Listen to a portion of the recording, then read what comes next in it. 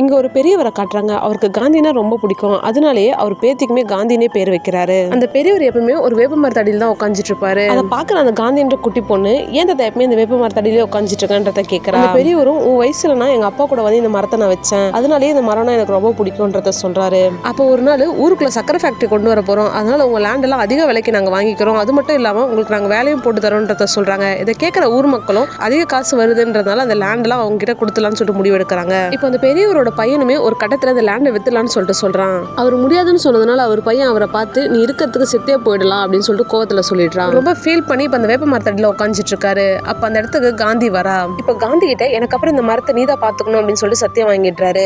அந்த சின்ன பொண்ணு காந்தியும் நான் பாத்துக்கிற தாத்தா அப்படின்னு சொல்லிட்டு அங்க இருந்து கிளம்பி போயிடுறா. நைட்டு ரொம்ப நேரம் ஆகியும் தாத்தா வீட்டுக்கு வரலன்றதுனால இப்ப காந்தியோட அப்பாவும் அந்த பெரியவர் தெரியும் அந்த வேப்ப மரத்தாண்ட போறாங்க. பார்த்தா அந்த பெரியவர் அந்த வேப்ப மரத்தடியில இறந்தும் போயிடுறாரு. இப்ப காந்தியோட அப்பாவும் அந்த லேண்ட் எல்லாம் சக்கரை ஃபேக்டரி காரங்களுக்கு வித்துடுறாரு. தெரிஞ்சுக்கிற காந்தியும் அந்த வேப்ப மரத்தை எப்படியா காப்பாற்றணும்னு சொல்லிட்டு யோசிக்கிறா. பொண்ணோட ஃப்ரெண்டு ஒருத்தன் அந்த காந்திக்கு உப்பு சத்தியாகிரகம்னா நீ சக்கரை சத்தியாகிரகம் பண்ணுன்றத சொல்றான். என்னது சக்கரை சத்தியாகிரகமா அப்படின்னு சொல்லிட்டு யோசிக்கிறா.